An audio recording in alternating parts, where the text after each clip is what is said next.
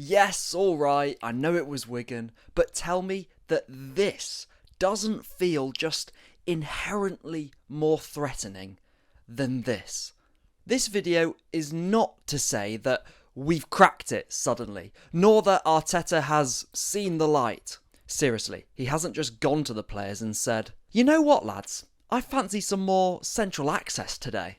But that same message is something Arteta, I think, communicates actually subconsciously to his players by who he picks and how he platforms them. And so it might be Wigan, but the new partnerships and dynamics on show, the fresh ideas that I want to dig into today, Saka's central freedom, for example, how he interacted with Madueke and Ben White on the right-hand side, Eze in that other 10 slot, the verticality to our play Mikel spoke about, how we're finally platforming Gabriel Martinelli to be this frighteningly unpredictable dasher in behind, and so much more is what I want to get my teeth into. Today, thankfully, is not about the risk-reward debate I've had my fair share of thoughts on in recent weeks, but it's this little snippet, this little on-pitch sample of what we could look like. Even if it was encouraged by last-minute injuries, in the words of Jean Renoir, I have a feeling that this message can be truly meaningful only if it hasn't been planned in advance. If it appears little by little by itself. Enough with the waffle, I'm sorry. Let's talk Saka, and let's talk Saka Central. But first, these are the dynamics. This is the balance of what was so refreshing for me against Wigan. And, in my opinion, Arsenal's best look, best feel of the season came when Mourinho was dropping from that centre-forward position. But we found the counter movements, crucially, off him.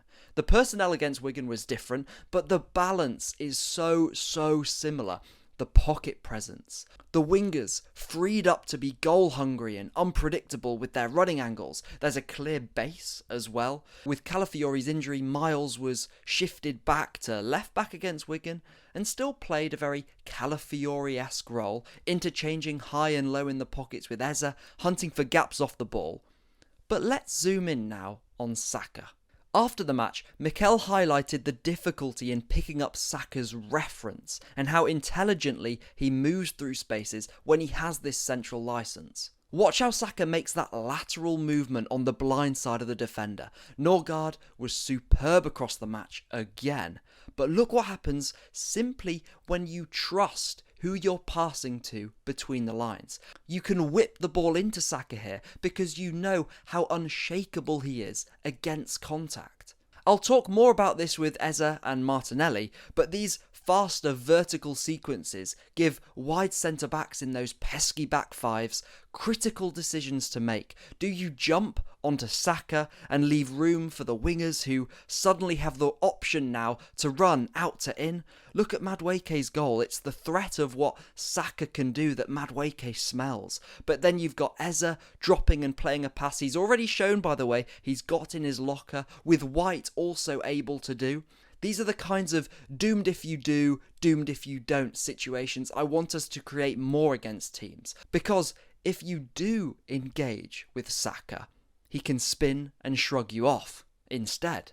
Suddenly too, we can get close to one another. Eze and Saka can make those 10-to-10 connections I've banged on about for some time now. But the same goes for finding Martinelli more often. Saka suddenly has runners to hit. And, more selfishly, it's not always about him making that first pass inside the block, but he can shoot more from here. Inherently more threatening. But, I do not want us to take for granted what it means to have someone in Saka so inevitable 1v1 against any opponent, or have one of the best creative hubs in football on the touchline. We saw Saka and Madueke rotate, yes, but Noni isn't someone comfortable sitting and waiting inside a block while someone else receives out wide. It's something to think about. We will need Saka's creative presence on the touchline more often than not, I still do believe. But playing Saka central has to be on Mikel's mind. More than just a possibility, as he said, with Dauman, Waneri and of course Madueke demanding of more and more minutes in the future. One of my slight frustrations in recent weeks is the lack of use of Ben White. Especially the lack of use of a Ben White when it feels like a Ben White game. I've just said Ben White a lot of times in that sentence. And first of all, White thankfully eased any injury concerns on Instagram after that game against Wigan. But our game, let's be honest, has missed those kind of quarterback clips in behind to the right winger. How Ben White can sit a little bit lower before crucially arriving on the overlap. There was a variation refreshingly to see in the spaces the right back occupied against Wigan. Sometimes doing that, yes, inside pinning job to create easy access to Madueke. Sometimes sitting though and having that split second of patience that White has on the ball to bait, then hit runners, or sometimes just let Madueke and Saka swirl above him. And what's also been missed is that White tucking into a back three allows Saliba to spend more time in the middle of that back line. The dynamics here just feel less complicated, don't they? And I think the same can be said for Eze and for Martinelli, a pair I've repeatedly said seem to connect naturally, don't they, on the pitch, and not just on the left-hand side.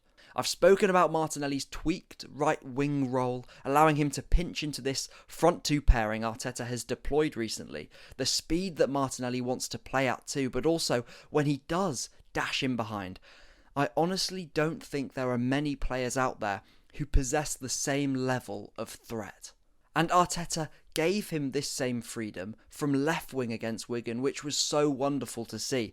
Remember when I was speaking about Saka earlier and that double threat he poses inside of maybe forcing a defender to jump onto him and open that space up for Madueke? Just watch Martinelli's goal against Wigan. Look at the similarities again to our early season dominance, how Martinelli has abandoned that width and is hinging off Jesus. Saka and Eze can just sit. White gives us still that outside threat, and Saliba and Norgaard have the trust, intent and quality to wait to then speed it up through the lines. And this is what Manchester City have done so well this season.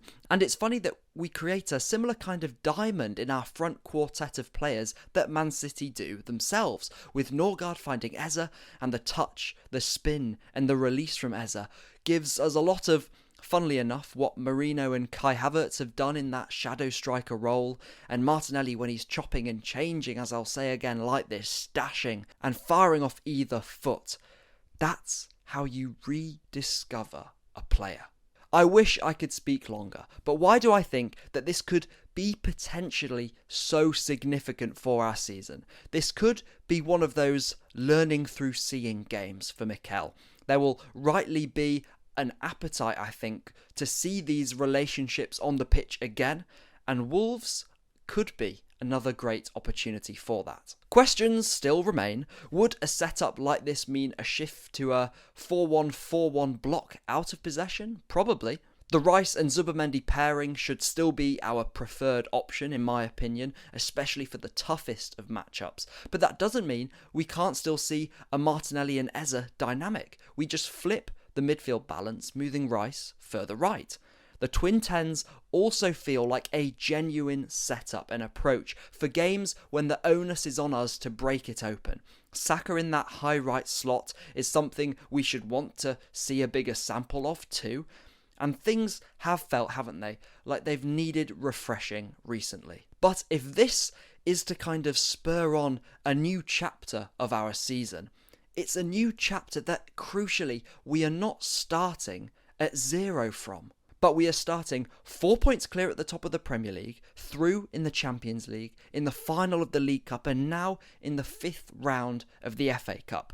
What we saw against Wigan was potentially a refreshed Arsenal, but a refreshed Arsenal with this platform already. And that is a really exciting place to be in. Thank you so much for watching. I'll catch you shortly in the next one. See you later.